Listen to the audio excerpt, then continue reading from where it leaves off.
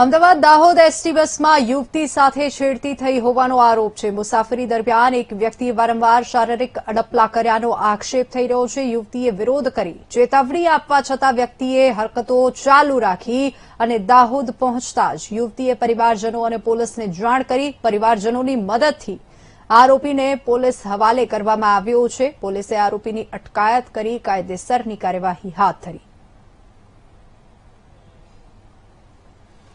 વધુ વિગતો સાથે સંવાદદાતા દક્ષેશ આપણી સાથે ફોન લાઈન પર જોડાઈ ગયા છે। જી દક્ષેશ, આ ઘટના ઘટી છે તેને લઈને શું વધુ અપડેટ?